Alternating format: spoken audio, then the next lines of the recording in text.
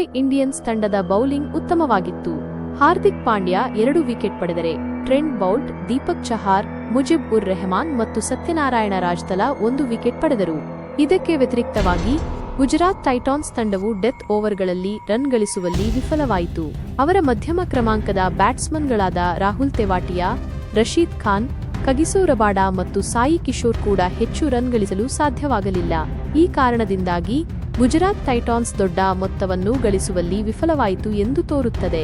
Gujarat ಟೈಟಾನ್ಸ್ನ ಆರಂಭಿಕರಾದ Shubman Gill 38 run ಮತ್ತು Sai Sudarshan 63 run ಉತ್ತಮ ಆರಂಭ ನೀಡಿದರು. ಅವರು ಮೊದಲ ವಿಕೆಟ್ಗೆ 78 ರನ್ಗಳ ಜೊತೆಯಾಟವನ್ನು ನೀಡಿದರು. ಸಾಯಿ ಸುದರ್ಶನ್ ಅವರ ಇನ್ನಿಂಗ್ಸ್ 4 ಬೌಂಡರಿ ಮತ್ತು 2 ಸಿಕ್ಸರ್ಗಳನ್ನು ಒಳಗೊಂಡಿತ್ತು. ಮೊಹಮ್ಮದ್ ಶಾರುಖ್ ಖಾನ್ ಕೇವಲ 9 ರನ್ ಗಳಿಸಿ ಔಟ್ ಆದರು. ಮಧ್ಯಮ ಕ್ರಮಾಂಕದಲ್ಲಿ ಶೆರ್ಫೇನ್ ರುದರ್ಫೋರ್ಡ್ 18 ರನ್ ಗಳಿಸಿದರು. ಎರಡನೇ ವಿಕೆಟ್ಗೆ ಸಾಯಿ ಸುದರ್ಶನ್ ಮತ್ತು ಜೋಸ್ ಬಟ್ಲರ್ ಉತ್ತಮ ಜೊತೆಯಾಟವನ್ನು ನೀಡಿದರು. ಅವರು 32 ಎಸೆತಗಳಲ್ಲಿ 51 ರನ್ ಸೇರಿಸಿದರು. Jos Buttler 39 run, 5 boundary, 1 sixer ಗಳಿಸಿ ಮುಜೀಬ್ ಉರ್ ರೆಹಮಾನ್ ಬೌಲಿಂಗ್ನಲ್ಲಿ ಔಟ್ ಆದರು. ಈ ವಿವರಣೆಗಳ ಆಧಾರದ ಮೇಲೆ ಗುಜರಾತ್ ಟೈಟಾನ್ಸ್ನ ಆರಂಭಿಕ ಮತ್ತು ಮಧ್ಯಮ ಕ್ರಮಾಂಕದ ಬ್ಯಾಟ್ಸ್ಮನ್ಗಳು ಕೆಲ ಉತ್ತಮ ಇನ್ನಿಂಗ್ಸ್ಗಳನ್ನು ಆಡಿದ್ದಾರೆ ಎಂದು ತೋರುತ್ತದೆ. ಆದರೂ ನೀವು ಹಿಂದಿನ ಸಂದೇಶದಲ್ಲಿ ಹೇಳಿದಂತೆ ಡೆತ್ ಓವರ್ಗಳಲ್ಲಿ ರನ್ ಗಳಿಸುವಲ್ಲಿ ಅವರು ವಿಫಲರಾದರು. ಟೈಟಾನ್ಸ್ ಟಾಸ್ ಸೋತರೂ ಮೊದಲು ಬ್ಯಾಟ್ ಮಾಡಿ 20 ಓವರ್ಗಳಲ್ಲಿ 7 ವಿಕೆಟ್ಗೆ 196 ರನ್ ಗಳಿಸಿತು.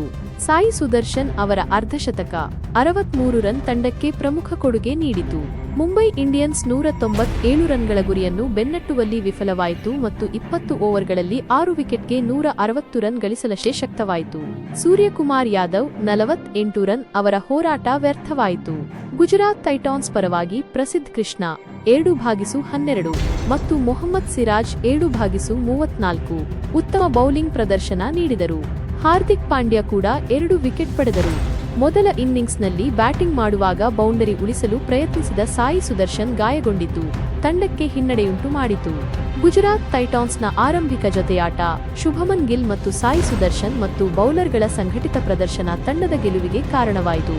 ಸಂಕ್ಷಿಪ್ತವಾಗಿ ಹೇಳುವುದಾದರೆ ಸಾಯಿ ಸುದರ್ಶನ್ ಅವರ ಅರ್ಧಶತಕ ಮತ್ತು ಗುಜರಾತ್ ಟೈಟಾನ್ಸ್ನ ಬೌಲರ್ಗಳ ಉತ್ತಮ ಪ್ರದರ್ಶನದಿಂದಾಗಿ ಮುಂಬೈ ಇಂಡಿಯನ್ಸ್ ವಿರುದ್ಧ 36 ರನ್ಗಳ ಗೆಲುವು ಸಾಧಿಸಲು ಸಾಧ್ಯವಾಯಿತು.